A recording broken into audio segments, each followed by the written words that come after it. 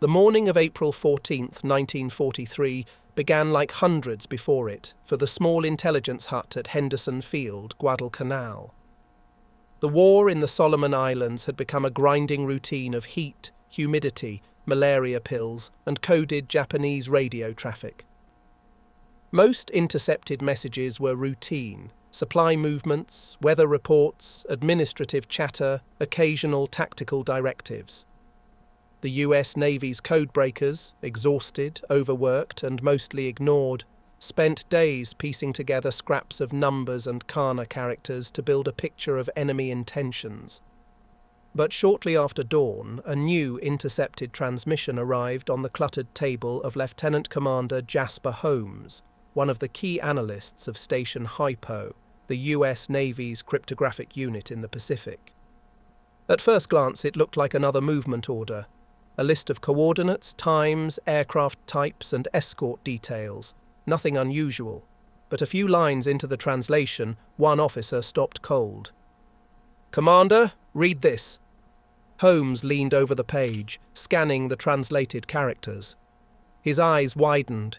He read it again, more slowly.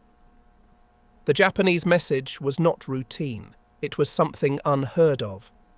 It was a detailed itinerary for the Commander-in-Chief of the Imperial Japanese Navy, Admiral Isoroku Yamamoto, listing every move he would make on April 18th, takeoff times, landing times, aircraft escort strength, refueling stops, even the exact minute he would arrive at the airstrip on Bougainville.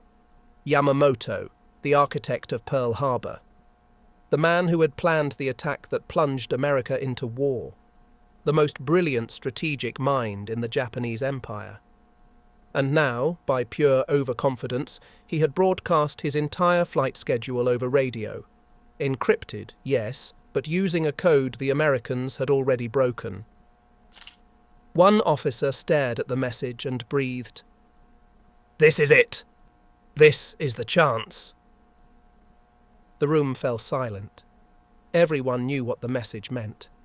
If the US could intercept Yamamoto's flight, they could remove Japan's greatest strategist from the war. Morale would soar. The psychological blow to Japan would be catastrophic.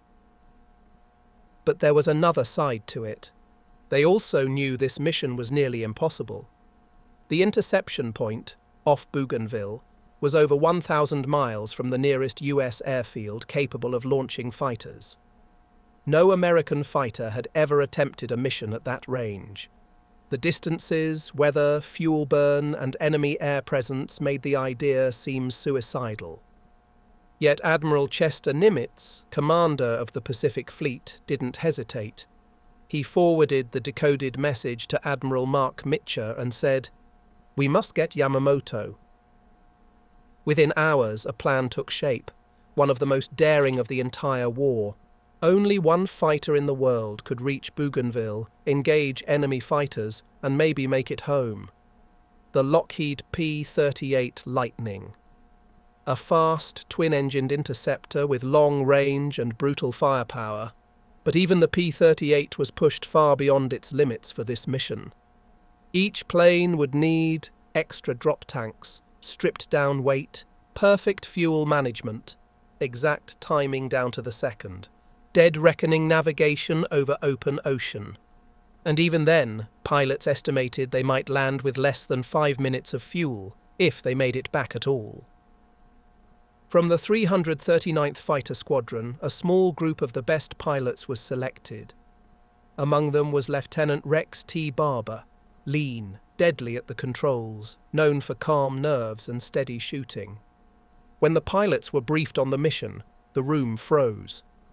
Yamamoto, the man behind Pearl Harbor, the brain of the Imperial Navy, the target of the longest fighter intercept ever attempted. One pilot whispered, "This is history." Another muttered, "Or suicide." The flight plan looked insane.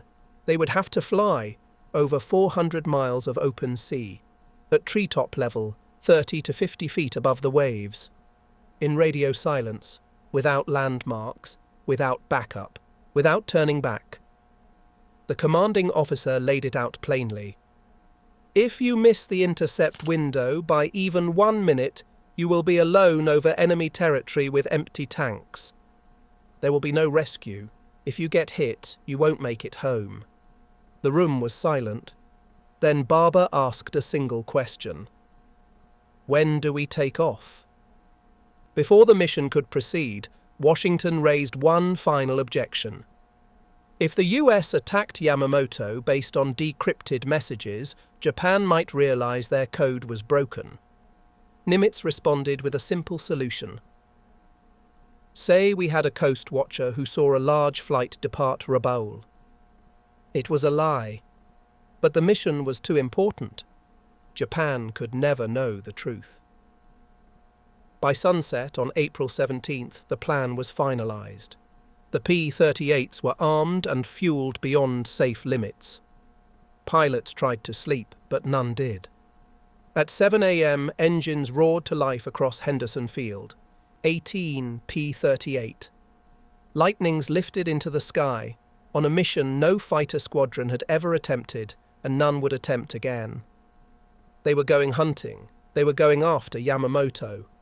The 18 P-38 Lightnings climbed just high enough to clear the palms beyond Henderson Field, then immediately dropped back down, skimming the Pacific at 50 feet above the water.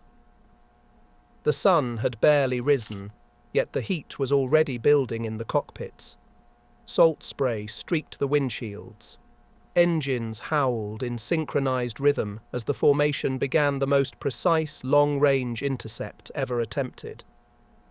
Nothing like this had been done, not by the US, not by Germany, not by Japan, not by anyone.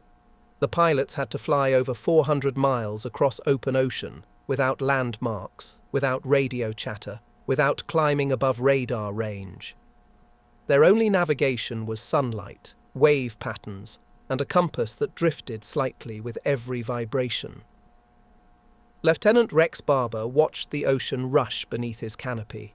Blue, endless, indifferent. The margin for error was 0. If they drifted north or south by even 5 miles, they would miss Yamamoto's flight entirely. If they arrived even 1 minute too early or too late, the plan would collapse. If they encountered a Japanese patrol, they had no fuel to fight a prolonged battle. If they suffered engine trouble, there was no ditching, no rescue. This was, in every sense, a one-way mission disguised as a round trip. Barber checked his fuel gauges again. Even with massive drop tanks and carefully calibrated engine settings, the numbers were unforgiving. Running too rich would burn through fuel too fast. Running too lean risked engine failure. The P-38's twin engines gave security, until you realized losing even one meant not having enough range to make it home. The formation commander, Major John Mitchell, led the group from the front. Every man flew tight, fighting the urge to climb or drift. Flying low was dangerous. The slightest mistake meant slamming into the water, but flying high meant Japanese radar would detect them instantly. To stay concealed, they flew beneath the radar's sweep like shadows carved into the sea. Hour 1 passed. Then Hour 2. The pilots' arms were already numb from gripping the controls. Sweat soaked their flight suits. The sun climbed higher, reflecting off the water, blinding, shimmering, hypnotic. Several pilots later admitted they nearly blacked out from the strain of maintaining perfect formation at low altitude for so long. Barber glanced to his right, Lieutenant Besby Holmes flying steady, jaw clenched. To his left, Lieutenant Tom Lanphier chewing gum, eyes locked on the horizon. They joked often in the mess hall, but not today. No one spoke, no one moved. The P-38s held their low, deadly glide. At the halfway mark, Mitchell checked his watch. They were still perfectly on time. The Japanese message had said Yamamoto would arrive at the WWII airstrip at 9:35 a.m. The Americans planned to intercept at 9:34 a.m. Not before, not after, that exact minute. After nearly 2 hours of silence, Mitchell gave the first radio call of the mission. "Turn heading 340. Every P-38 banked simultaneously, forming an extended attack line. The ocean blurred below, just feet away. The new heading would take them directly to the planned intercept point near Bougainville. At 9:10 a.m, the formation finally began to climb, slowly, carefully, so as not to appear on radar until the last possible moment. The P-38s rose through scattered clouds, levelling off at 5,000 feet. The pilots scanned the sky relentlessly. Barber wiped sweat from his forehead. Any second now. Suddenly Mitchell's voice snapped across the radio. "Bandits! 11 o'clock high!" The pilots looked up. There, glinting silver in the morning sun, flew two Mitsubishi G4M Betty bombers, cruising at 4,500 feet, exactly where Yamamoto was supposed to be. Behind and above them flew 6 Zero fighters in escort formation. Mitchell had done it. Station Hypo had done it. They had intercepted Yamamoto's flight at the exact planned second. But it wasn't over. It was just beginning. The plan split the formation into two groups. 4 P-38s, the killer group, would dive directly on Yamamoto's bombers.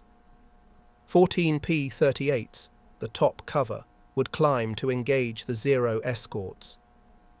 Barber tightened his straps. He was in the killer group. Mitchell gave the order the pilots had spent days rehearsing. "Killer section, go!" Barber pushed the throttles forward. The P-38 leapt ahead. His plane roared into a diving arc toward the enemy bombers. He felt the mission shifting, from mathematics and fuel calculations to raw, violent combat. The longest one-way flight of the war was over. The kill run had begun. Rex Barber's P-38 screamed downward in a long, slashing dive, sunlight flashing across the twin booms as he pushed his throttles forward to full military power.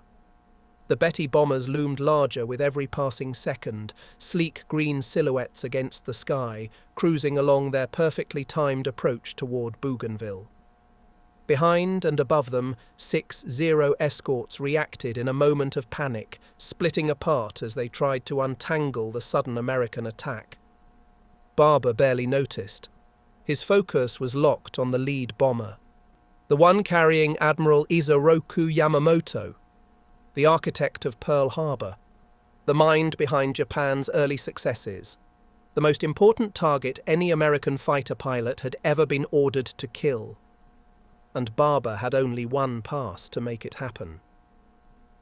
From above, the top cover P-38s dove into the Zero escorts, and suddenly the sky erupted into chaos. Tracer rounds arced across the blue. Engines screamed. Aluminum flashed as fighters rolled, looped, and clawed for position. But none of that mattered to Barber, not yet. His job was Yamamoto. The lead Betty bomber flew steady, escorted by its wingman just a few hundred feet behind. Barber's gun sight settled over the bomber's right engine as he approached from the rear quarter. He steadied his breathing, feeling the P-38 vibrate as he closed the range. Hold it, he murmured. At 200 yards, he squeezed the trigger. The P-38's nose-mounted armament, 4.50 caliber machine guns and one 20mm cannon, roared. A tight, concentrated stream of fire slammed into the bomber's engine, nacelle and wing root. Pieces of metal sheared off and spiraled away. Flames burst from the engine. The Betty lurched sideways, its pilot trying desperately to maintain control. Barber didn't let up. He raked the fuselage, then the cockpit. The bomber dipped, rolled slightly, and began to descend in a long, smoking arc toward the jungle canopy below. Inside, Yamamoto sat in the forward cabin. Witnesses on the ground later reported the bomber came apart in the trees, scattering debris across the forest floor. The body of Yamamoto, still in his seat, was found beneath the wreckage. But Barber didn't see any of it. He was already pulling up because the second bomber was still flying. "Going after number 2!" he shouted. He rolled sharply and dived again. Lieutenant Besby Holmes broke formation to follow Barber, but one of his drop tanks failed to release. The extra weight threw his plane into an uncontrolled skid, forcing him to peel off. For a moment, Barber was alone, one P-38 diving at a fully intact bomber with every Zero in the area converging toward him. He banked left, came in from below this time, and fired another burst. Tracers arced upward into the bomber's tail. The gunner returned fire, bullets snapping across Barber's canopy, but the P-38 surged upward and cut across the bomber's flight path. Barber fired again, this time broadside. Explosions rippled across the Betty's fuselage. Smoke poured from the wing. A moment later, the bomber went into a steep, uncontrollable dive. It fell hundreds of feet before smashing into the trees, disappearing in a cloud of debris and flame. 2 bombers down. One carried the most important admiral in the Imperial Navy, and Barber had hit them both. But the victory lasted only seconds. A Zero screamed down toward him, guns blazing. Bullets tore through the P-38's right boom, smashing through panels and sparking along internal wiring. Barber yanked the stick, feeling the plane shudder as it rolled. He heard a loud whoomp as another burst hit the left boom. The Zero overshot, then looped around for another attack. Barber jammed the throttle forward, climbing hard, trying to regain altitude and speed. His engines groaned, coughing smoke from one exhaust port. The P-38 was wounded, but not dead. Above him, the rest of the American fighters were fully engaged in swirling dogfights. Zeros twisted through the sky like white arcs of lightning, diving and climbing in tight formation. P-38AS answered with raw horsepower, using their superior dive speed to slash in and pull away. Lieutenant Tom Lanphier claimed he had shot down the first bomber. Barber insisted he had done it. Their dispute became one of World War II's most famous controversies, but in this moment none of the pilots cared. Survival came first. Mitchell's voice cut through the radio. "Break off! All fighters break off! Regroup south!" Barber didn't hesitate. He rolled the damaged P-38 into a shallow dive, heading away from Bougainville, smoke trailing behind him. Behind him, the sky still burned with the wreckage of 2 bombers and scattered dogfights. He had done his job. Now he had to do the impossible again. Get home with almost no fuel, the longest one-way mission in history, had to become a round trip. Rex Barber levelled off at low altitude, the P-38 trembling beneath him. Smoke curled from the left boom. Bullet holes stitched across both wings. One of his engines was running rough, RPMs fluctuating with each vibration. His fuel gauges were dropping faster than they should have. It was everything a pilot dreaded on a long-range mission, and it was happening 500 miles from home. Behind him, Bougainville shrank into the haze, and the running battle disappeared behind clouds. The surviving P-38s reformed in loose groups, scattered across miles of sky. Some were climbing, some descending, others limping with battle damage. The Zeros, short-ranged and nearly out of fuel themselves, broke off the chase one by one. Soon the Americans were alone over the vast Pacific. Barber took a deep breath, settling into his seat. There was no triumph, no celebration in his voice, just the cold, steady focus of a pilot who knew the hardest part wasn't the dogfight. The hardest part was getting home. Before the attack, the P-38s had flown low, far lower than normal, because radar avoidance demanded it. That used more fuel. Then the sudden climb to attack Yamamoto burned even more. Every throttle change, every evasive maneuver cost precious gallons. Now, after the high-power dive attacks and brutal dogfights, Their carefully calculated fuel reserves were in ruins. Barber tapped the gauge. It didn't move. A bad sign. Some P-38s radioed their fuel status. Lieutenant Doug Canning reported he might not make the full distance. Others said nothing, focusing on coaxing every mile they could from their engines. Major Mitchell tried to keep order, but the formation was scattered and wounded. "Stay low," he instructed. "Best economy settings, no unnecessary throttle." At sea level, the air was dense, helping engines cool and run smoothly. But it also meant that any wave-top turbulence, any error, any sudden mechanical failure could be fatal. For nearly an hour, no one spoke. The only sound was the constant hum of twin Allisons, the engines straining through the hot, humid Pacific air. The horizon was empty in every direction. No landmarks, no islands, no ships, only ocean. This was the loneliest part of the mission, the part every pilot feared. After 150 miles, one pilot broke radio silence. "This is McClanahan. I'm out. I'm going in." His P-38 had lost too much fuel from battle damage. He pulled the nose up, slowed the aircraft, and ditched in the swells. The plane hit hard, breaking in two.